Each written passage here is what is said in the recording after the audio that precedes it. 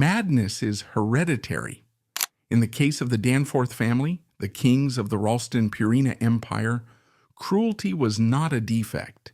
It was a genetic trait, passed down from father to son like a crown. That red and white checkerboard is not a symbol of Midwestern purity. It is the family crest of a 3-generation war on empathy. They didn't just sell grain. They engineered a century of suffering. William H. Danforth was the fanatic who broke the human spirit to build his fortune. His son Donald was the cold-blooded architect who broke the animal kingdom to maximize efficiency. And the heirs were the negligent aristocrats who simply washed the blood off the money. This is the timeline of a bloodline that got rich by industrializing pain. Welcome to the autopsy of the Checkerboard Kingdom. Was he a CEO or a cult leader? The pathology of the Ralston Purina Empire begins with the psychological wreckage of its founder, William H. Danforth. Born in 1857 in the mosquito-choked wetlands of Charleston, Missouri, William entered the world as a biological failure. He was a frail, shivering child, raised in a region locally known as the swamps, where malaria and typhoid claimed the weak with brutal regularity. This childhood fragility is the key piece of evidence in his psychological profile. Like many future tyrants who start life as victims, William developed a deep-seated terror of his own powerlessness. The pivotal moment of his life, the trauma that would eventually dictate the working conditions of thousands of employees, occurred in a damp schoolhouse. A teacher looked at the pale, sickly boy and issued a challenge that struck him with the force of a divine command. "I dare you to be the healthiest boy in the class." That sentence fractured his psyche. William did not hear it as encouragement. He heard it as a binary ultimatum between life and death. He began a fanatical, almost masochistic regimen of chest expansion exercises, dietary restrictions, and physical denial. He declared war on his own biology. He came to believe that sickness was not a medical reality, but a moral failing. He concluded that fatigue was simply a lack of character. This transformation from a sickly victim to a virile man created a dangerous cognitive distortion that would become the cornerstone of his business empire. The belief that anyone can overcome anything if they just push hard enough. He lost the capacity for empathy because he viewed weakness as a sin. When he founded his company, he was not looking for workers. He was looking for converts to join his crusade against human frailty. In 1894, William founded the Robinson Danforth Commission Company in St. Louis, which would become Ralston Purina. He was not content to simply sell horse feed mixed with molasses. He wanted total ideological submission. He remembered a family from his youth who dressed their children in checkerboard cloth to identify them in a crowd. He seized upon this image with an obsessive intensity. A grid is the ultimate symbol of order. Straight lines, sharp corners, no ambiguity. It imposes structure upon chaos. William painted his entire world in this pattern. The factory walls were checkerboard. The delivery trucks were checkerboard. But his obsession crossed the line into madness when he turned the logo into a mandatory uniform. He demanded that his sales force wear checkerboard ties, checkerboard shirts, and even urged them to wear checkerboard underwear. This was not branding. It was the erasure of identity. By forcing grown men to dress in the clownish colors of the company, he was stripping them of their individuality and rebuilding them as Purina people. In the 1920s, while other industrialists were focused on steel or oil, William was building a monopoly based on enthusiasm.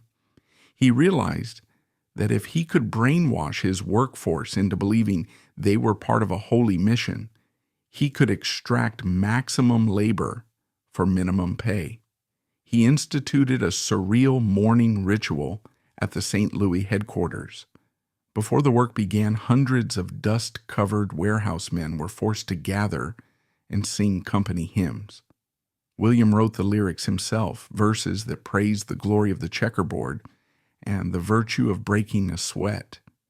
It was a mechanism of psychological conditioning designed to fuse the worker's soul with the corporation's balance sheet. If you didn't sing loud enough, you were marked as disloyal. If you didn't wear the tie, you were an unbeliever. William Danforth was the high priest, and the feed mill was his temple. The primary instrument of William's control was his book, I Dare You. Published as a manifesto, it is often mischaracterized today as a harmless self-help classic. A forensic reading of the text reveals it to be a manual for self-destruction. The core concept is the four-square life, arguing that a person must be equally developed in four areas: physical, mental, social, and religious. William drew a square and told his employees that if one side was shorter than the others, they were broken men. This was a trap. He defined religious not as spiritual contemplation, but as the worship of the work God gave you. He defined physical not as health, but as the stamina to endure longer shifts without complaint. He defined social as the ability to convert your neighbors into Purina customers. The dare was a weaponized psychological trigger. William would stalk the factory floor, lock eyes with an exhausted laborer who had been heaving 100-pound grain sacks for 10 hours, and say, I dare you to be the strongest man on this shift. He hacked their masculinity. He made them feel that taking a break was an admission of defeat. He created a culture where admitting to fatigue was shameful.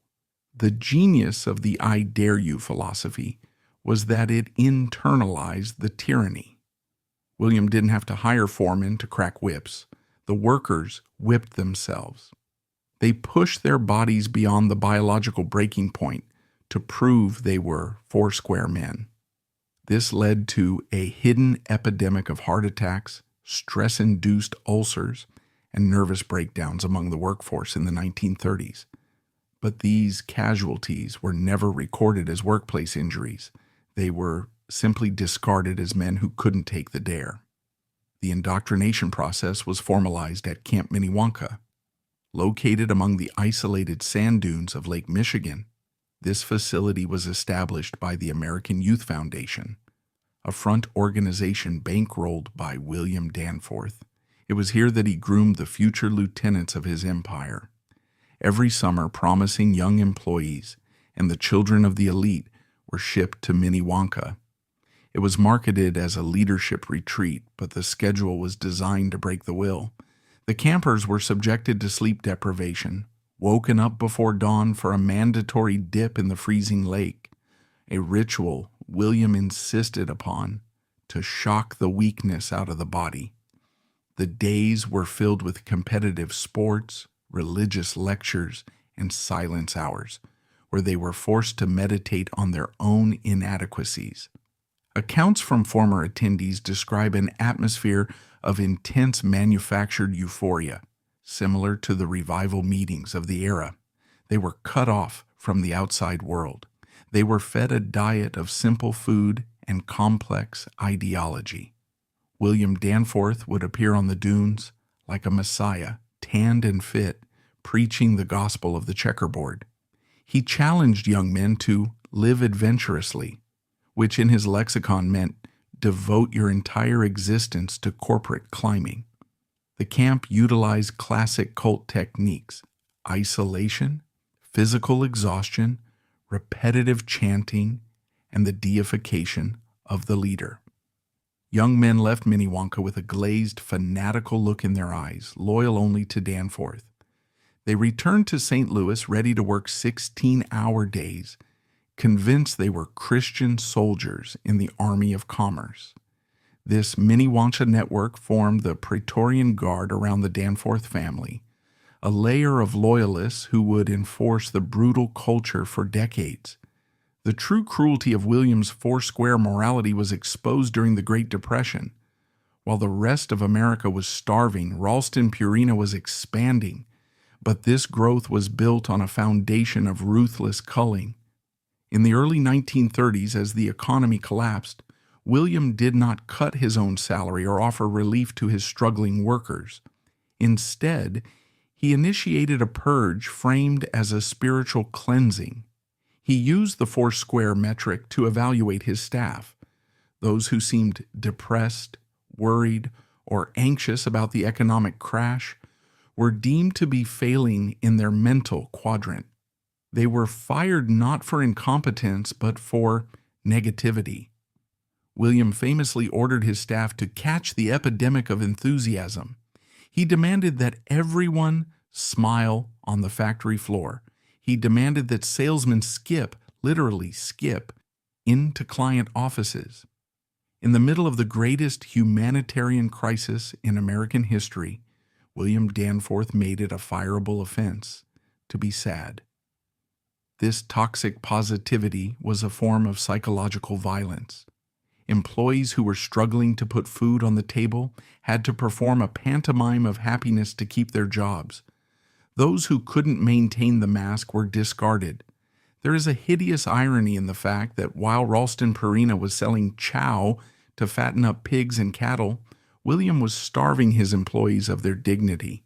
He created a ghost army of former workers in St. Louis, men who had given their youth to the checkerboard, only to be cast aside when their backs gave out or their smiles faded. William walked past them on his way to church, clutching his Bible, convinced that their poverty was simply a failure to accept his dare. William H. Danforth died in 1955. The obituary in the St. Louis Post-Dispatch hailed him as a titan of industry and a great philanthropist, listing his donations to churches and his service in World War I. It made no mention of the broken bodies in the warehouse or the shattered minds of the Minnewanka graduates. But a man like William never truly dies. His pathology metastasizes. On his deathbed, he did not repent. He passed the checkerboard torch to his son, Donald Danforth Sr., along with a corporation that was wired to function like a religious order. He left behind a manual that would continue to poison the minds of future generations. His death was the first biographical casualty of the family. He died of cancer, a biological rebellion of the cells that mocked his lifelong belief that willpower could conquer sickness. The machinery he built was now self-sustaining. The cult no longer needed its leader. The Purina spirit had become a systemic virus, infected into the very drywall of the headquarters. Donald Sr. inherited a kingdom built on the premise that profit is God's reward for ruthlessness. The high priest was dead, but he had successfully trained his son to take this theology out of the warehouse and apply it to the entire animal kingdom. The I dare you philosophy was about to scale up from abusing humans to industrializing the torture of animals, turning the Danforth cruelty into a science that would stain the hands of the family with blood for the next 50 years. Why did he turn farms into prisons? When William H. Danforth was lowered into the ground in 1940, the weeping mourners in St. Louis believed they were burying the heart of the Ralston Purina Company. They were wrong. They were simply burying its mascot. The true brain of the operation had been waiting in the wings for years, quietly observing, calculating, and preparing to strip the empire of its romantic frontier trappings. Donald Danforth Sr., the founder's son, was a man cut from a different cloth. If William was the charismatic cult leader shouting from the pulpit, Donald was the cold, efficient bureaucrat whispering in the boardroom. He did not possess his father's messianic fire. He possessed something far more dangerous for the natural world, an engineer's detachment. Upon assuming the presidency, Donald looked at the vast checkerboard empire and saw inefficiency. He saw a company that was still too sentimental, too connected to the old agrarian rhythms of the 19th century. He realized that the "I dare you" philosophy, while excellent for breaking the spirits of human workers, was insufficient for the ultimate goal of the corporation, which was the total dominance of the food chain. To achieve this, Donald needed to change the fundamental definition of what an animal was. In the forensic history of agriculture, the 1940s mark a terrifying linguistic and philosophical shift. Under Donald's stewardship, a cow was no longer viewed as a living, breathing creature with biological needs and natural behaviors. It was reclassified as a protein conversion unit. A chicken was no longer a bird. It was an egg-laying machine with feathers. The goal was no longer to husband animals. The goal was to process them. Donald Danforth's greatest weapon in this war against nature was the pellet. Before the Danforth era, farmers fed their livestock a mix of forage, scraps, and raw grains, a diet that varied with the seasons and the harvest. Donald viewed this variation as a chaotic variable that needed to be eliminated. He championed the concept of scientific chow. Ralston Purina scientists working in white labs far removed from the muddy reality of the barnyard began to break down animal biology into a series of chemical inputs. They analyzed exactly how much protein, carbohydrate, and synthetic vitamin was needed to keep an animal alive just long enough to reach slaughter weight. They compressed this data into the famous Purina chow, hard, dehydrated, uniform pellets that looked the same whether you bought them in Missouri or Maine. This was not food, it was technology. It was an industrial fuel designed to bypass the natural digestive rhythms of the animal. Donald marketed this relentlessly. He convinced the American farmer that nature was incompetent. He sold the idea that a cow didn't know what to eat and a farmer didn't know how to feed it. Only Purina knew. Only the checkerboard scientists had cracked the code of life.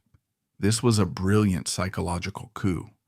By replacing raw grain with proprietary pellets, Donald made the farmer dependent on the corporation.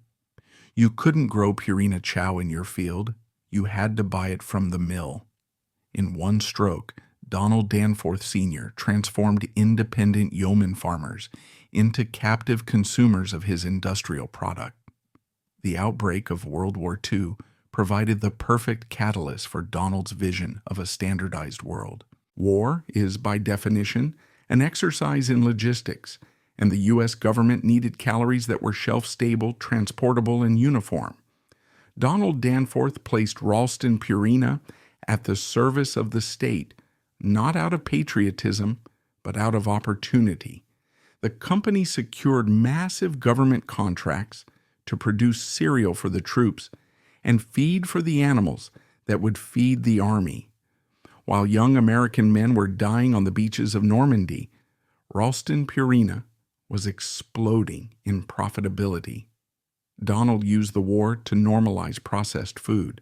Soldiers who grew up eating oatmeal or grits were now eating Chex and other processed grains from Purina factories. They returned home with a palate conditioned for industrial food. More importantly, the government's demand for meat, spam, beef, poultry to feed the Allies accelerated the industrialization of the farm. The old ways were too slow. The government needed more meat faster. Donald Danforth stepped forward with the solution. His high-octane chow could grow a chicken in half the time of a traditional diet. The war gave Donald the political cover to reshape American agriculture. Under the guise of national defense, he pushed for policies that favored high output, grain-fed systems over pasture-based systems. He embedded Ralston Purina so deeply into the national food security infrastructure that the company became too big to fail, long before the term existed. By 1945, The checkerboard was no longer just a logo. It was a badge of the military-industrial agricultural complex. The most chilling aspect of Donald Sr.'s tenure was the sanitization of slaughter. William Danforth had been a man of the earth, often seen with dirt under his fingernails. Donald was a man of the country club. He lived in the exclusive enclave of Clayton, St. Louis, attending the Episcopal Church of St. Michael and St. George every Sunday. He was the picture of the benevolent patrician. He donated to hospitals, sat on university boards, and spoke softly about civic duty. But this manicured image concealed a grotesque reality. The wealth that paid for his tailored suits and his pew at church was generated by a system that was becoming increasingly nightmarish. Donald presided over the transition from the barn to the confinement shed. He didn't have to watch the pigs go mad from overcrowding. He only saw the efficiency reports. He didn't have to smell the ammonia fumes that burned the eyes of the chickens. He only saw the profit margins on egg production. This executive detachment is a key forensic marker of the corporate psychopath. Donald Danforth Sr. perfected the art of compartmentalization. He could carve a turkey at Thanksgiving with his family, offering a prayer of gratitude while simultaneously signing orders that condemned millions of turkeys to lives of misery in windowless sheds, pumped full of antibiotics to survive the filth of their own existence. By the late 1940s, Donald had successfully turned Ralston Purina into a machine. He had removed the variable of compassion from the business equation. The animal was a unit. The feed was the fuel. The farmer was the operator. And the Danforth family was the banker. He had laid the concrete foundation for what would become the modern factory farm, but he had not yet erected the walls. That would be his next great crime. In the coming decades, Donald would not just supply the feed. He would redesign the farm itself, creating a blueprint for biological imprisonment that would define the rest of the 20th century. The pious butcher was just sharpening his knife. By the 1950s, Donald Danforth Sr. had saturated the market with his scientific chow, but he ran into a biological barrier that threatened the growth of the Ralston Purina stock price, the metabolism of the animal itself. A chicken running around a barnyard burns calories. A cow grazing on a hillside burns energy. In the cold calculus of the Danforth boardroom, this burned energy was wasted capital. Every calorie an animal used to walk, scratch, or regulate its own body temperature was a calorie that was not being converted into meat or eggs. It was a leak in the profit margin. Donald realized that to maximize the efficiency of Purina feed, he had to fundamentally alter the environment in which the animals lived. He had to stop them from moving. The solution was a radical architectural concept that would change the face of the planet: total confinement. Ralston Purina began to promote a new kind of farming, one that did not rely on pastures or sunlight, but on concrete, steel, and darkness. The logic was brutally simple. If you lock the animal in a box, you control every variable. You control the temperature, the light cycles, and most importantly, the movement. This was the birth of the battery cage for poultry and the feedlot for cattle. Donald Danforth Sr. did not invent these cruelties personally. He was too far removed in his St. Louis office, but he was the industrialist who scaled them. He became the Henry Ford of meat. He realized that a farm should not be an ecosystem. It should be a factory. In this new world, the animal was not a living resident. It was a component on an assembly line, immobilized to ensure the highest possible return on investment for the feed being poured into its trough. The first victim of this new Danforth doctrine was the chicken. Historically, poultry farming was a sideline business for women on family farms, a way to earn egg money. It was small-scale and decentralized. Donald saw this as an inefficiency to be crushed. Ralston Purina engineers helped design the modern poultry house, a long windowless tunnel ventilated by massive industrial fans. Inside, thousands of birds were crammed into wire cages stacked in tiers. The architectural details of this environment are horrifying. The wire floor was designed to let excrement fall through to a pit below, meaning the birds lived suspended over a lagoon of their own waste. The ammonia fumes rising from these pits were so toxic they burned the corneas of the birds and the lungs of the workers. But for Donald Danforth, this design was a masterpiece of vertical integration. By stacking the birds, he increased the density of protein production per square foot. Purina salesmen fanned out across the rural South and Midwest, pitching this modern system to struggling farmers. They sold it as a path to wealth. "Get off the tractor and get into the coop," they said. They offered financing packages, blueprints, and guaranteed contracts. But it was a trap. To buy into the Purina system, the farmer had to take out massive loans to build these specialized, single-purpose barns. Once the barn was built, the farmer was locked in. The barn was useless for anything else. He had to buy Purina feed. To pay off the loan, he had to accept the price Purina offered for the eggs. Donald Danforth had effectively reinvented sharecropping. The farmer owned the debt and the risk. Ralston Purina owned the market and the profit. The independent yeoman farmer was reduced to a serf on his own land, acting as a janitor for the Danforth birds. Having conquered the bird, Donald turned his eyes to the cow. The biology of a cow is miraculous. It is a ruminant designed by millions of years of evolution to turn sunlight and grass, things humans cannot eat, into protein. But grass is slow.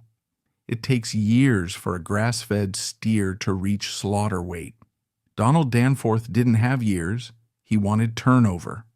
Ralston Purina pushed for the creation of the massive beef feedlots that now blight the landscapes of Kansas and Texas. Instead of roaming on grass, cattle were trucked into muddy pens where they stood hock-deep in manure, shoulder to shoulder with thousands of others. Here, they were switched to a diet that was biologically insane: corn and soy-based Purina pellets. Cows are not designed to eat corn. Their rumens are pH neutral, designed for fiber. When you force-feed them high-energy grain to fatten them quickly, their stomachs become acidic. They develop bloat, liver abscesses, and ulcers. They live in a state of chronic low-level illness. But for Ralston Purina, this sickness was a feature, not a bug. Because the cattle were sick, they needed medication. This opened a new revenue stream. Purina began mixing antibiotics directly into the feed, not to cure disease, but to prevent the animals from dying just long enough to be killed. This was the subtherapeutic use of antibiotics, a practice that forensic epidemiologists now identify as a primary cause of antibiotic-resistant superbugs in humans. Donald Danforth Sr. was literally poisoning the future of human medicine to sell more grain in the present. The marbled beef that Americans came to prize was, in reality, the pathological result of a metabolic disease induced by the Danforth diet. Why did Donald Danforth insist on windowless barns? The official reason was biosecurity, keeping disease out. The calculated reason was psychological domination. In the pig industry, another sector Purina revolutionized, they discovered that if you keep pigs in the dark, they are less aggressive. Pigs are highly intelligent, social animals. When you lock them in gestation crates, metal cages so small the mother sow cannot turn around for her entire adult life, they go insane. They chew the metal bars until their mouths bleed. They engage in stereotypical behaviors, rocking back and forth like institutionalized mental patients. By removing sunlight, Purina removed the animal's connection to the circadian rhythm of the earth. They could manipulate the light to trick the animal's body. In broiler chicken sheds, the lights were kept dim and on for 23 hours a day to encourage constant eating. Sleep was theft. Darkness was a tool. The animals existed in a timeless, seasonless void, a twilight zone of consumption. Donald Danforth Sr., from his oak-paneled office, viewed this as a triumph of engineering. He had rationalized the chaos of biology, but to achieve this, he had to numb himself to the sensory reality of his creation. He never had to hear the screaming of the sows in the farrowing crates. He never had to see the downer cows, cattle so fat and sick they collapsed under their own weight and had to be dragged to slaughter with chains. He simply looked at the spreadsheets. The lines on the graph were going up. The efficiency was increasing. The cost of meat was dropping, making it accessible to the masses, which bought the silence of the public. The ultimate crime of this era was not just against the animals, but against the ancient moral contract between humanity and the species we domesticated. For 10,000 years, there was a deal. We feed you and protect you, and in return you give us your milk, eggs, or flesh. It was a relationship of stewardship. Donald Danforth Sr. shredded that contract. He replaced stewardship with extraction. By the 1960s, the checkerboard was omnipresent in rural America. It stood tall on the grain elevators, casting a long shadow over the dying small towns. The Purina dealer was often the most powerful man in the county, the gatekeeper of credit and survival. But the soul of the countryside was rotting. The silence of the fields was replaced by the mechanical hum of the ventilation fans in the metal sheds. The smell of hay was replaced by the acrid stench of manure lagoons. Donald Danforth Sr. had built the blueprint of hell, but he sold it as the American dream of abundance. He convinced a generation of farmers that debt was progress and that cruelty was efficiency. As he aged, his heart began to fail, a poetic weakness for a man who had broken the hearts of the American heartland. He was building a legacy that would explode in the faces of his grandchildren. But for now, the money was rolling in, thick and fast, sanitized by the distance between the boardroom and the barn. While the feedlots of Kansas were filling with the stench of ammonia and dying cattle, Donald Danforth Sr. was busy constructing a very different kind of environment in his hometown of St. Louis. To the social elite of Missouri, he was not known as the architect of factory farming. He was known as the Saint. This is the ultimate paradox of the Danforth forensic profile, the ability to compartmentalize a life of industrial ruthlessness behind a facade of aggressive philanthropy. Donald channeled the massive profits extracted from the blueprint of hell into the Danforth Foundation. On paper, this was a noble endeavor. The foundation poured millions of dollars into education, urban renewal, and liberal arts colleges.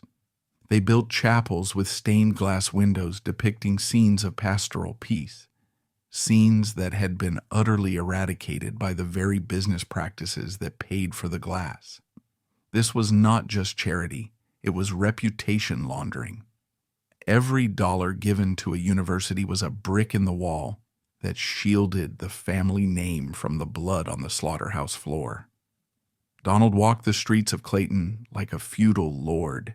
He was a pillar of the Episcopal Church, a man who preached about the moral obligation of wealth. Yet, he rigorously opposed labor unions in his own factories.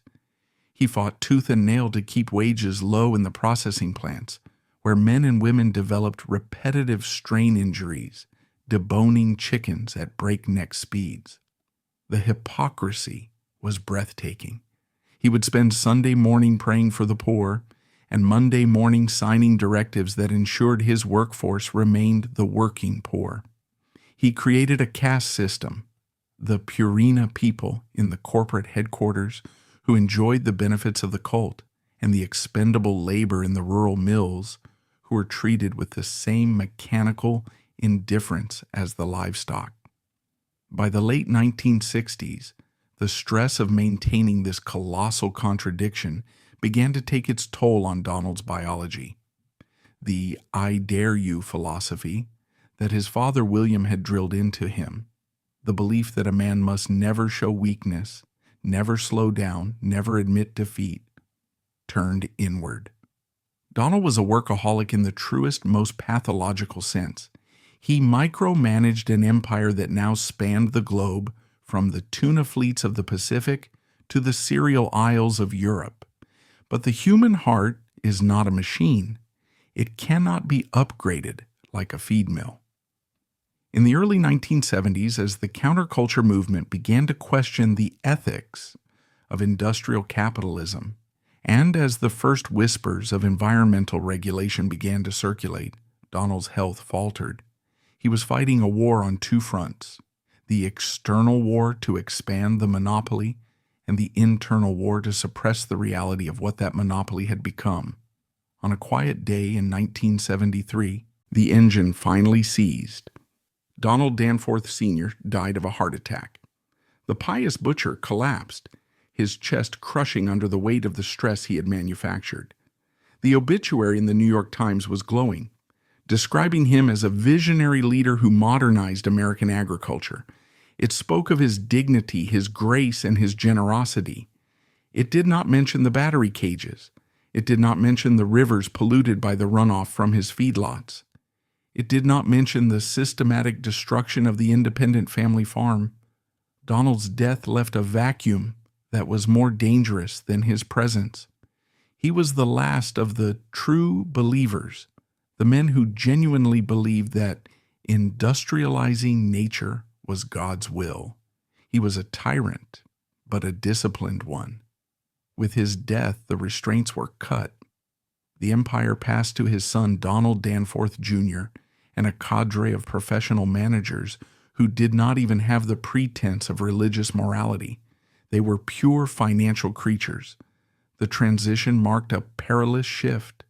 Under Donald Sr., the cruelty was at least strategic. Under the new regime, it would become chaotic. The company was now a headless giant, a multi-billion-dollar organism with an insatiable appetite for growth, but no moral compass to navigate the changing world. The Danforth delusion, the idea that you can be a good Christian and a ruthless capitalist simultaneously, was buried with Donald Sr. As the casket was lowered, the cracks in the dam were already visible. The scientific chow was causing unforeseen diseases in pets. The labor unions were getting louder, and somewhere in the dark corners of the supply chain, the pressure to cut costs was leading managers to look for cheaper, more dangerous ingredients to mix into the feed. The era of the pious butcher was over. The era of the poisoned bowl was about to begin. The family had lost its iron hand, and the ghosts of the millions of animals processed through their machine were about to come home to roost in the form of a scandal that would shatter the checkerboard facade forever, the poison bowl scandal. There is a sociometric axiom often cited in the study of family dynasties. The first generation builds the empire with blood and sweat. The second generation expands the empire with discipline and strategy. And the third generation consumes the empire with indifference. By the time the mantle of the Ralston Purina leadership passed to Donald Danforth Jr., the checkerboard cult was facing an existential crisis of faith. William H. Danforth had been a fanatic who believed he was on a mission from God. Donald Sr. had been an industrial architect who believed he was building a new world order. But Donald Jr., born in 1927 into a world of immense privilege and established power, was neither a prophet nor a butcher. He was simply an heir. In the forensic profile of the Danforth decline, Donald Jr. represents the dilution of the bloodline. He was not a villain in the active, malicious sense of his grandfather. He was a man of the country club, a polished socialite, and a civic leader who preferred the comfort of the boardroom to the dust of the feed mill. Under his watch, the fanatical, almost terrifying energy that had driven the company for 80 years began to dissipate. The Purina spirit, that bizarre mix of religious fervor and corporate loyalty, was replaced by the cold, sterile logic of the MBA. The company stopped being a family crusade and became a publicly traded asset, subject to the whims of Wall Street rather than the "I dare you" doctrine. This shift was fatal. The cruelty of the previous generations had been kept in check by a twisted form of paternalism.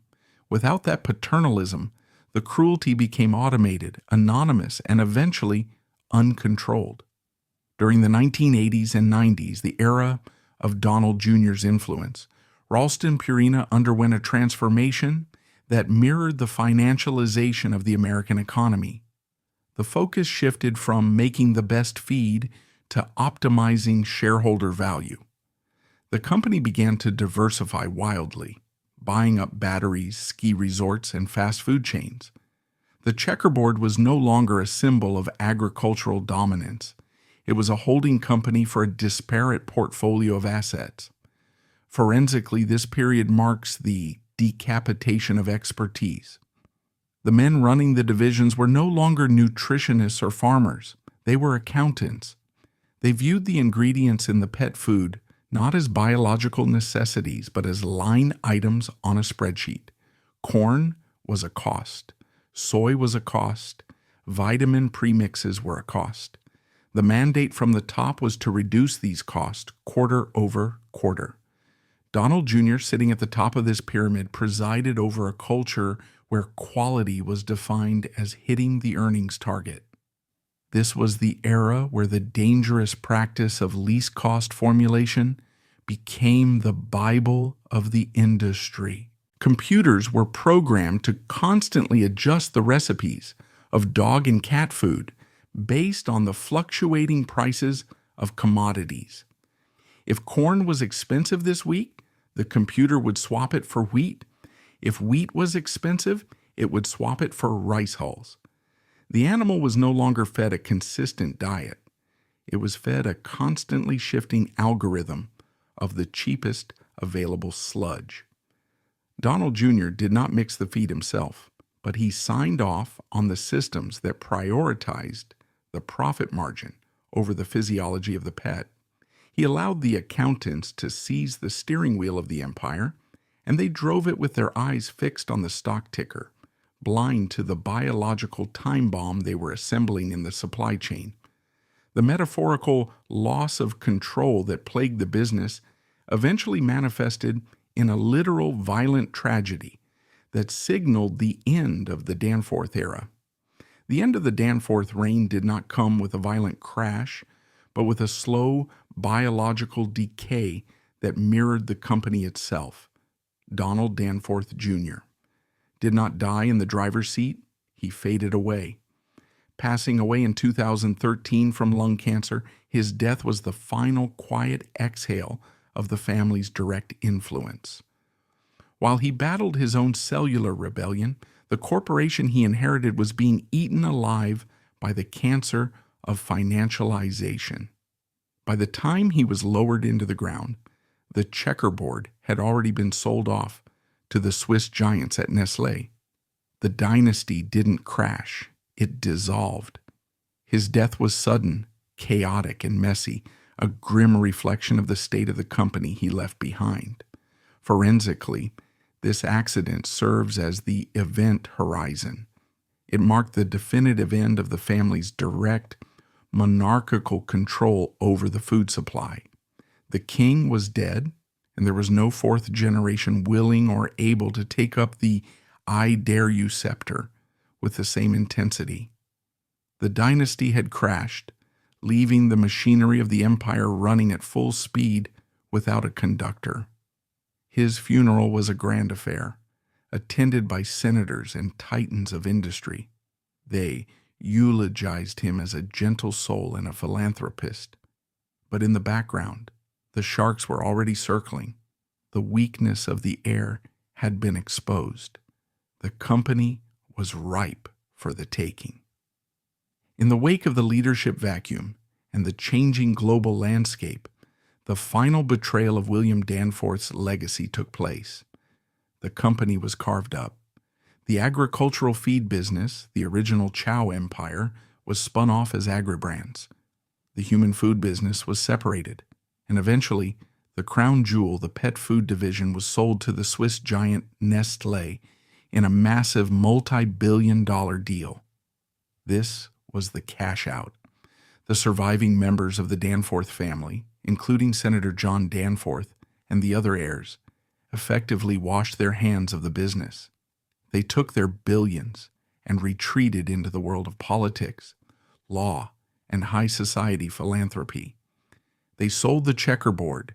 They sold the Purina people. They sold the responsibility. By merging with Nestlé to form Nestlé Purina Pet Care, the identity of the St. Louis dynasty was subsumed into a global conglomerate. This seemed like a victory, a massive payday that secured the family's wealth for eternity. But forensically, it was an abandonment. By selling the company, the Danforths removed the last vestige of personal accountability from the supply chain. The Purina name was now just a brand owned by a corporation in Switzerland. The Danforth conscience, however warped it had been, was gone. The stage was now set for a catastrophe. The new owners inherited a system designed by accountants, running on least cost formulation, and sourced from a globalized supply chain that was opaque and unregulated. The diluted bloodline of the Danforths had walked away with the gold, leaving the door to the factory wide open. And through that open door, in the search for ever cheaper profits, a new and deadly ingredient was about to enter the mix. The family was safe in their mansions, but the pets of America were about to pay the price for the Danforth abdication. By 2007, the physical presence of the Danforth family had vanished from the daily operations of the feed empire, but their ghost remained in the machine. The Purina spirit had mutated into a cold, mathematical directive embedded in the corporate server's least cost formulation. This was the algorithm that Donald Danforth Jr. had allowed to flourish, a digital mandate to constantly scour the global market for the cheapest possible ingredients that met the bare minimum nutritional standards. In the forensic reconstruction of the 2007 disaster, we find that the catastrophe did not begin with a villain twirling a mustache. It began with a price fluctuation. The cost of domestic wheat gluten, a protein-rich byproduct used to thicken gravy and wet pet food, had spiked. The algorithm, blind to ethics and loyal only to the bottom line, looked for an alternative. It looked east. It found a network of suppliers in China offering premium wheat gluten at a price that was mathematically impossible, far below the global market rate. A prudent company, one rooted in the old world values of stewardship, might have asked, "How is this so cheap?" But the post-Danforth corporate entity, now a sprawling web of contract manufacturers and global sourcing agents, did not ask questions. They saw the price, they saw the certificate of analysis, and they signed the contract. This was the moment the checkerboard ceased to be a shield of protection and became a funnel for poison. The obsession with efficiency, birthed by William and industrialized by Donald Sr., had finally opened the gates to a predator that the Danforths never anticipated: the chemical adulterator. The agent of death was a white powder known as melamine. A staple of the manufacturing world, it belongs in factory floors, not digestive tracts. It is used to create flame retardants and formica countertops, materials designed to be indestructible. But when ingested, this industrial durability turns fatal. attacking the renal system with brutal efficiency. The question is not just what it does, but how a plastic precursor ended up masquerading as protein. The answer lies in a flaw in the testing methodology used by the entire global food industry, a flaw that Ralston Purina helped standardize. The standard test for protein content, the Kjeldahl method, does not actually measure protein. It measures nitrogen. Protein is heavy in nitrogen, so the test assumes that high nitrogen equals high protein. The Chinese suppliers knew this. They were chemical hackers. They realized that melamine is 66% nitrogen by mass, an incredibly high concentration. By mixing a small amount of crushed melamine powder into low-grade wheat flour, they could fool the Kjeldahl test. The machine would read the nitrogen spike and report that the white powder was high-quality wheat gluten. It was a phantom ingredient.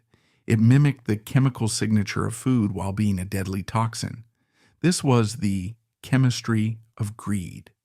The suppliers were effectively printing money by selling industrial waste as food.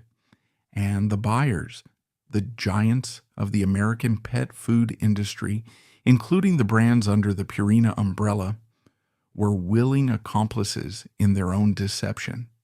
They had fired the old-school millers who could tell good grain by smell and touch and replaced them with lab technicians who only looked at the numbers on a screen. If the spreadsheet said 60% protein, the shipment was accepted. The Danforth legacy of scientific chow had become a blindfold. They trusted the data more than the reality. When this tainted wheat gluten arrived at the massive canning factories in North America, it was mixed into the gravy of millions of pouches and cans of chunks-in-gravy-style food. It was cooked, sealed, and stamped with the trusted logos of the industry, brands that American families had trusted for generations.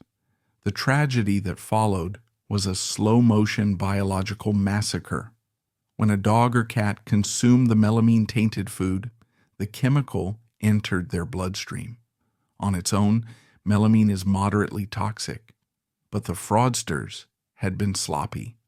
The industrial scrap also contained cyanuric acid. When melamine meets cyanuric acid in the renal tubules of a kidney, a terrifying chemical reaction occurs. They bind together to form insoluble crystals. Forensic veterinarians who performed autopsies during the crisis described kidneys that were not just failed, but physically destroyed. The tubules were packed with millions of microscopic razor-sharp crystals. The kidneys swelled to twice their normal size, blocked by a crystal cathedral of plastic. The animals were not just sick, they were being turned into stone from the inside out. The symptoms were horrific: lethargy, vomiting, and a desperate, unquenchable thirst as the body tried to flush out the blockage. But there was no flushing it. The crystals were permanent. In living rooms across America, beloved family pets, animals that were considered children by their owners, began to die in agony. And for weeks, nobody knew why. The vets were baffled, the owners were hysterical, and the corporation kept selling the food. This crisis exposed the ultimate lie of the Danforth philosophy. For decades, Ralston Purina had marketed its science as the reason to buy their food. They claimed their labs were the best, their protocols the strictest.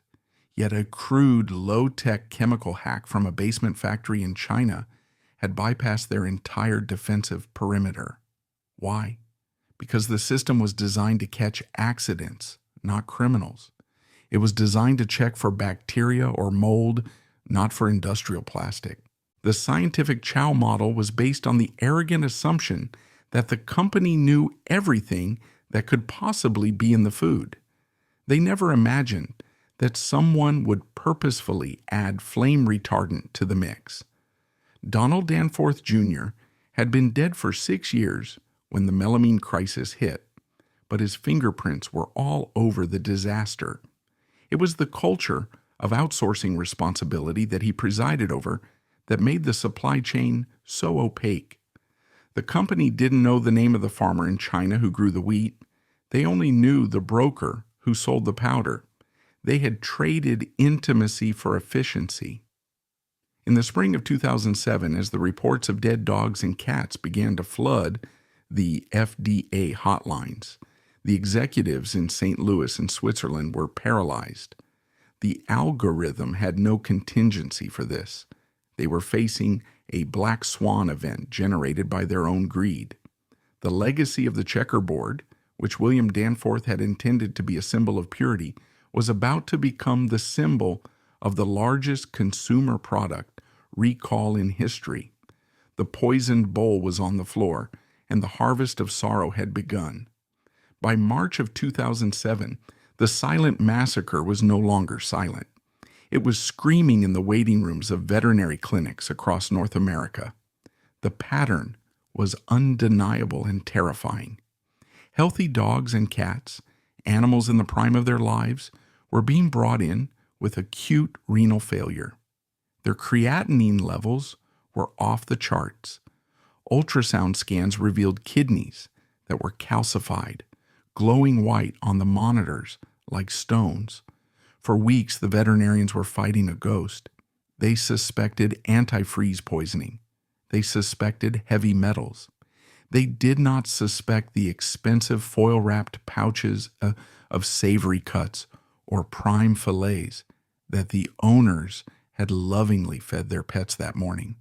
The ultimate betrayal of the Danforth legacy was this: the poison was not in the trash can, it was in the food bowl. When the connection was finally made to the wheat gluten, the scale of the contamination revealed the monstrous complexity of the modern food web. The tainted ingredient hadn't just gone to one factory. It had gone to Menu Foods, a massive contract manufacturer that produced food for over 100 different brands, including top-tier lines owned by Ralston Purina. This was the recall from hell. It wasn't just a bad batch of kibble, it was a systemic failure. The list of recalled products grew daily, turning every trip to the pet store into a game of Russian roulette. Families watched the news tickers in horror, realizing that the checkerboard seal of approval, the symbol William Danforth had promised would protect them, was actually a stamp of vulnerability. The official death toll remains a matter of forensic debate, clouded by corporate obfuscation. The FDA initially received 14,000 complaints, but independent veterinary associations and consumer groups estimated that tens of thousands of animals died or suffered permanent kidney damage. The response from the corporate entity was a masterclass in damage control, not empathy. In the critical early days, there was denial. Then there was minimization. Executives issued press releases stating that the risk was low and that only a small percentage of production was affected. But to the family holding a dying golden retriever, statistics were an insult. The Purina spirit of the 1920s, the fanatical devotion to the customer, was dead. In its place was a legal firewall designed to limit liability. The settlement that followed was grimly transactional. A class action lawsuit was settled for $24 million. Forensically, this amounted to a payout of a few $100s per dead pet. The legal system, much like the feedlots Donald Sr. built, treated the animals as property, as units with a depreciated value, not as family members. The Danforth heirs, safe in their political offices and philanthropic foundations, issued no public apology. They didn't have to. Their names were no longer on the letterhead. They had successfully privatized the profit of the last century and socialized the risk of the new one. The Melamine crisis of 2007 shattered the psychological contract between the pet food industry and the public. It exposed the lie of the label. Consumers realized for the first time that made in the USA meant nothing if the protein powder came from a chemical plant in China. It revealed that the scientific chow was not formulated by nutritionists in white coats, but by algorithms hunting for the lowest bidder. The disaster was the logical endpoint of the least cost philosophy. Donald Danforth Jr.'s reign of benign neglect and financial optimization had eroded the safety barriers his grandfather had built. William Danforth had been a tyrant, but he was a tyrant who walked the factory floor and tasted the grain. The new regime tasted nothing but the profits. As the dust settled, thousands of urns containing the ashes of cats and dogs sat on mantels across America, silent witnesses to the failure of the industrial food system. But the checkerboard did not fall. It simply rebranded. The marketing department went into overdrive, plastering images of happy farmers and fresh ingredients on the bags, covering up the stench of the scandal. But the forensic file remained open. The Melamine crisis proved that the company was willing to risk death for a fraction of a cent per can. And as we will see in the final chapter, this callousness toward non-human life was only a rehearsal, because on the high seas of Thailand, the supply chain wasn't just killing dogs, it was enslaving men. The chains of the sea were tightening, and the legacy of the Danforths was about to descend into its darkest, most human chapter, from slave ships to child labor.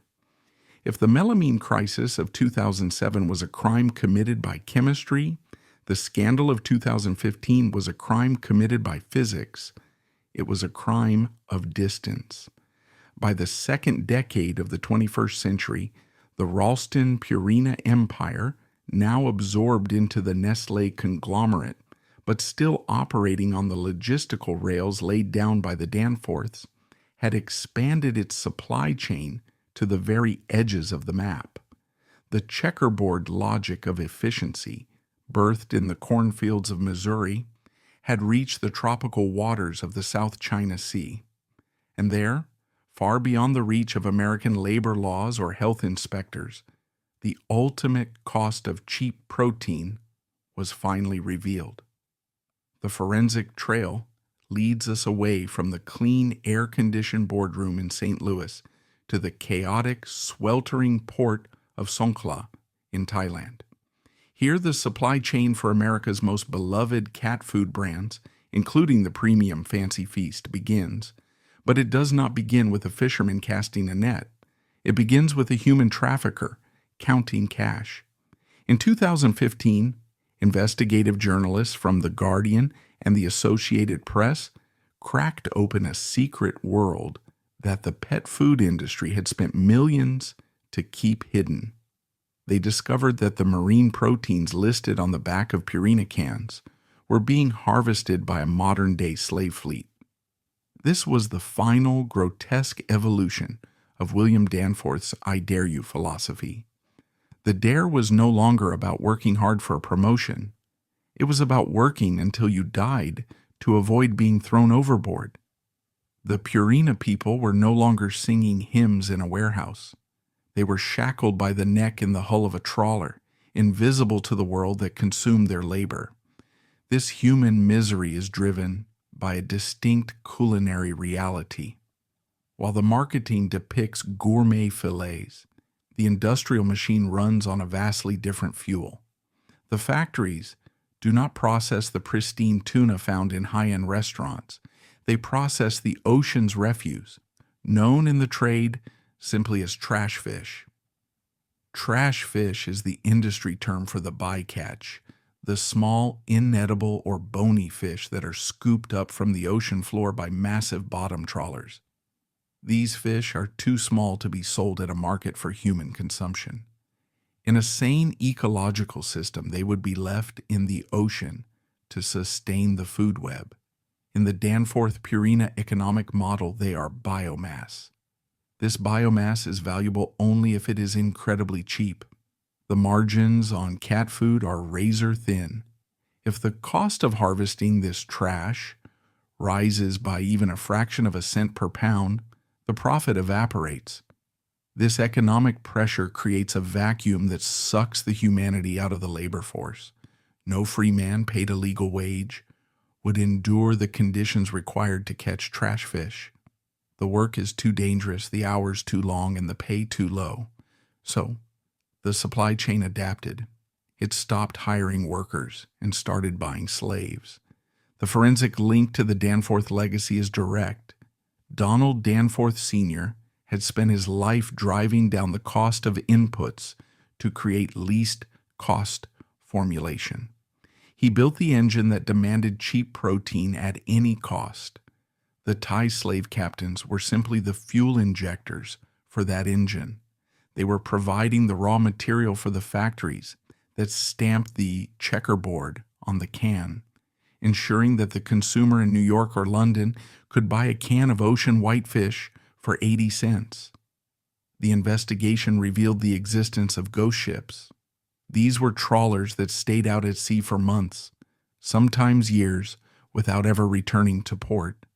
They were resupplied by motherships that brought fuel, ice, and new slaves, and took away the frozen blocks of trash fish. This system was designed for one purpose: to prevent escape. The slaves were mostly desperate migrants from Myanmar and Cambodia, lured by brokers with promises of factory jobs.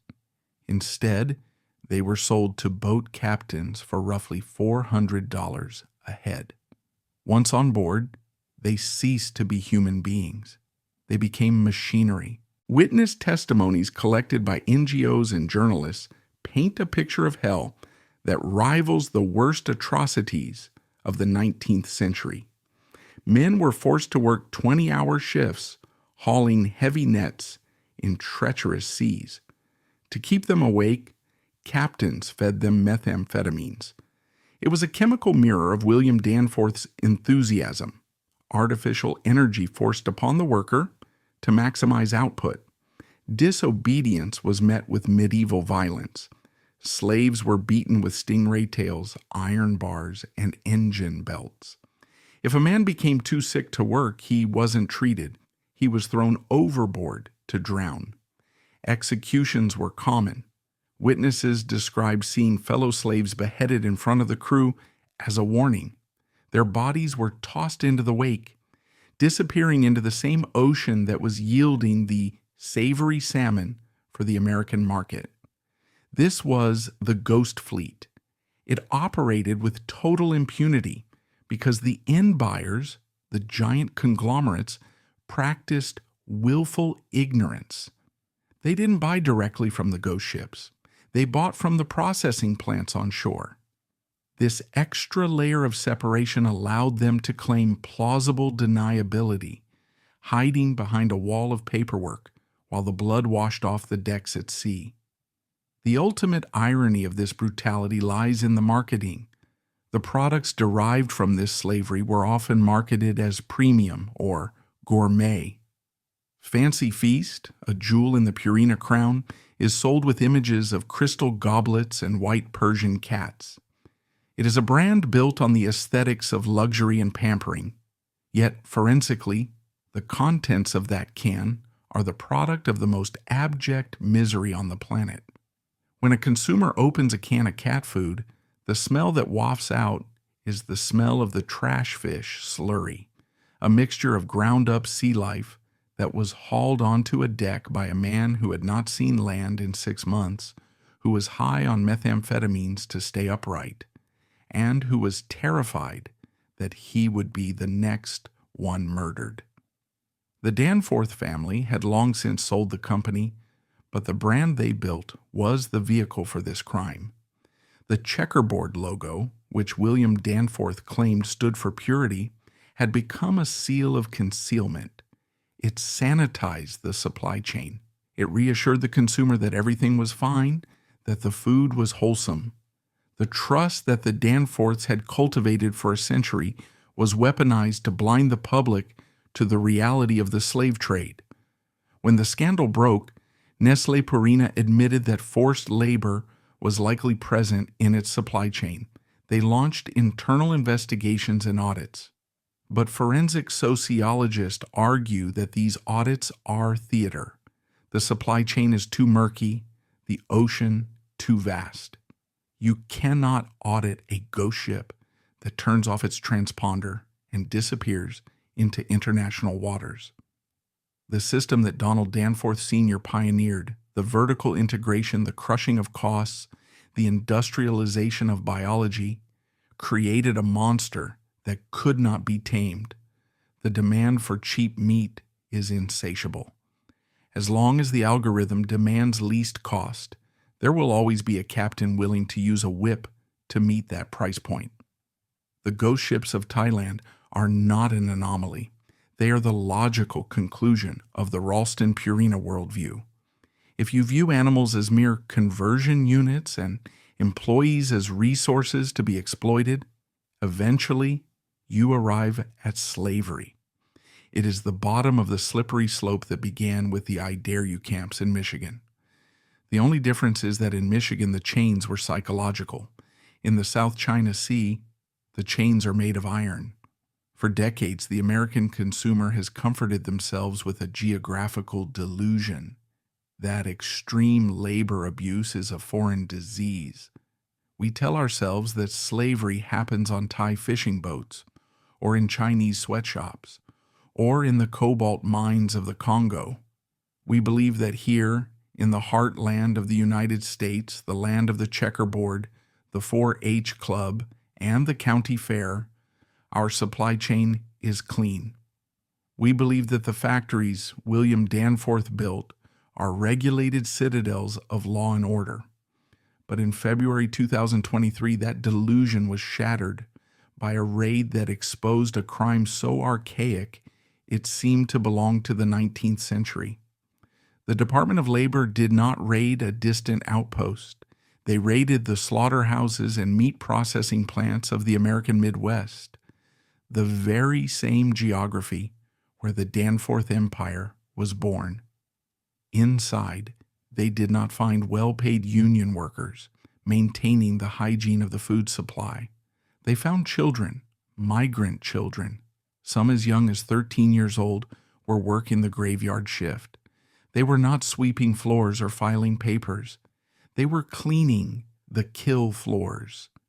They were scrubbing the blood and fat off high-voltage bone saws, head splitters, and neck breakers.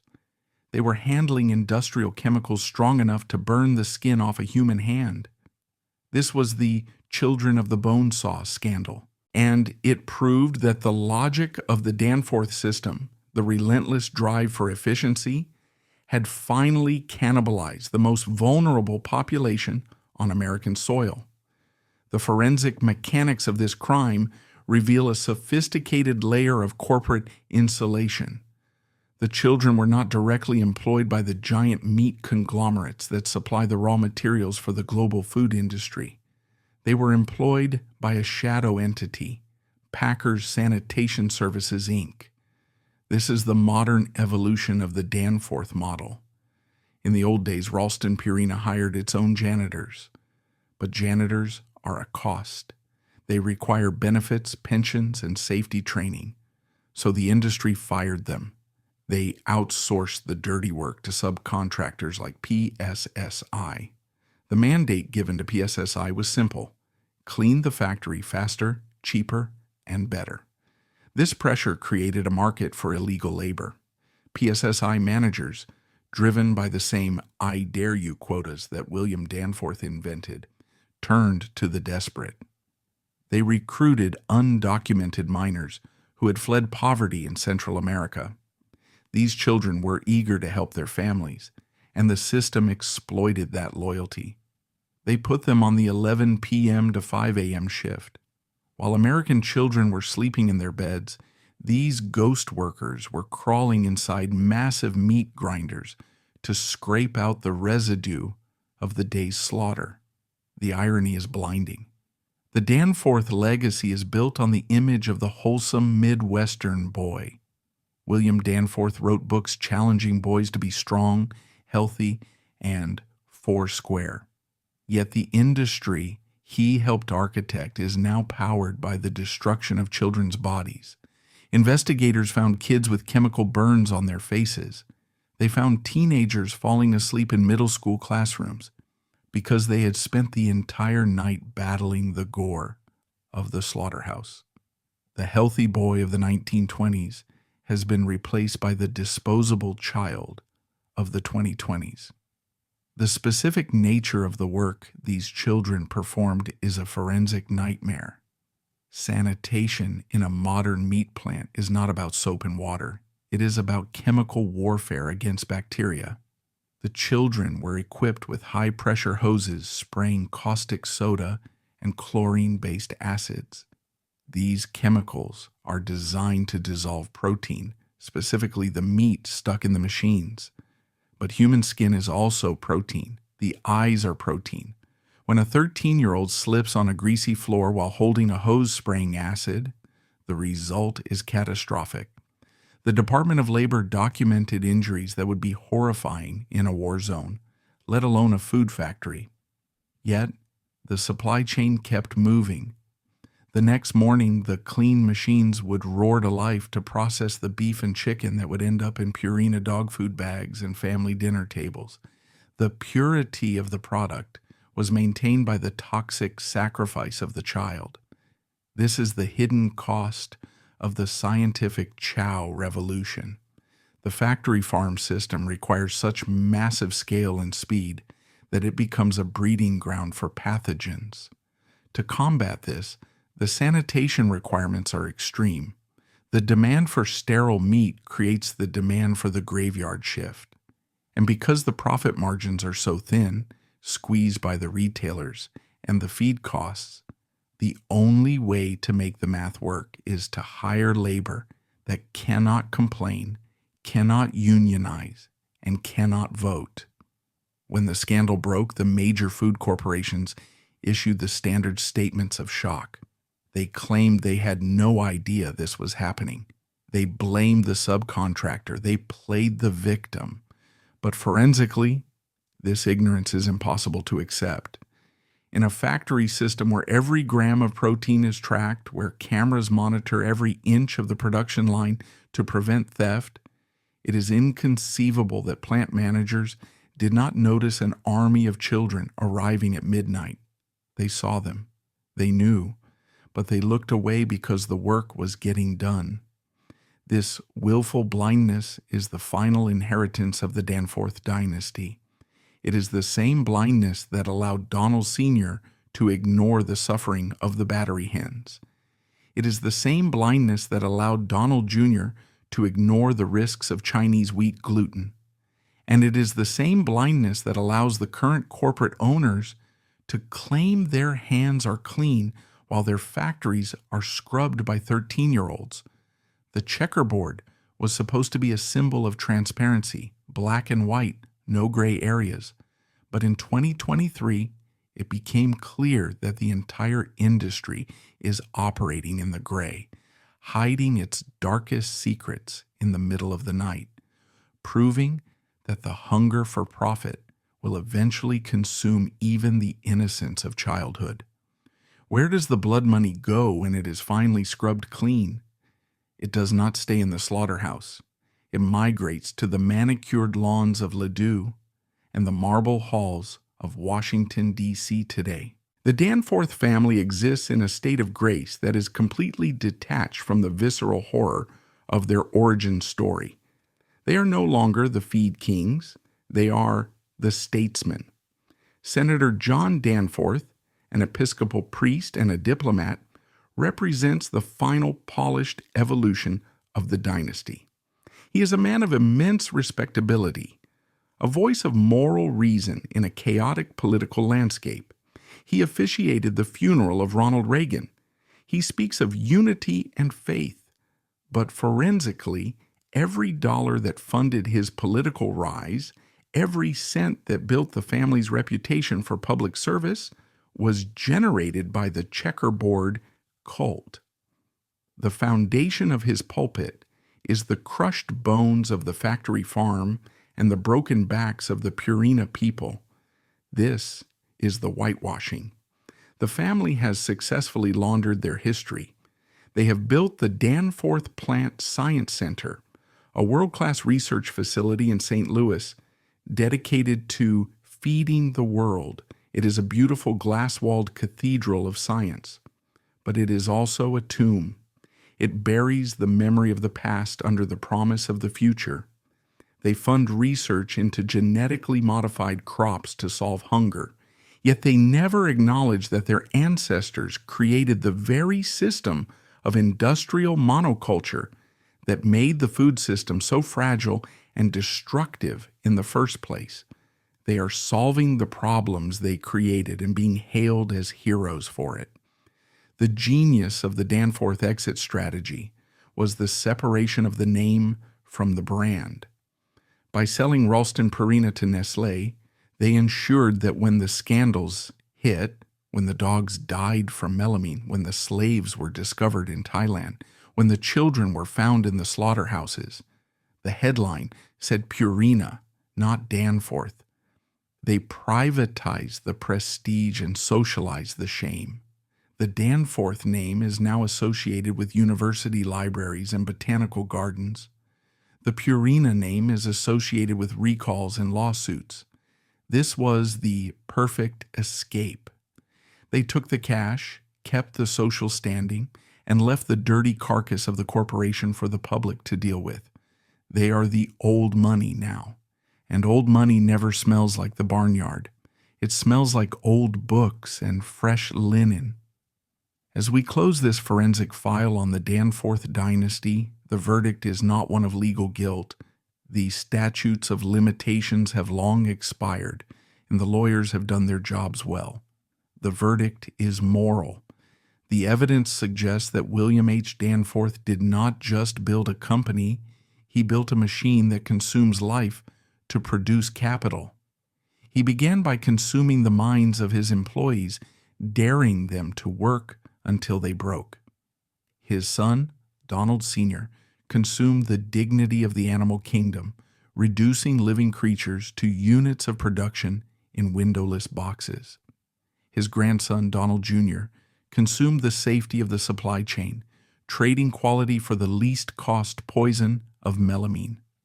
And the headless legacy they left behind is now consuming the freedom of Thai slaves and the childhood of migrant workers. The checkerboard is a lie. It represents a balance, red and white, order and purity. But there is no balance. There is only a red square of blood and a white square of silence. The Danforths taught America that efficiency is the highest virtue. They taught us that cheap food is a birthright, but they never told us the price. We are only now, a century later, looking at the bill. It is paid in the kidney failure of our pets, the misery of the ghost ships, and the chemical burns on the hands of 13-year-olds. The Danforth family may have left the building, but we are all still living in the cage they built.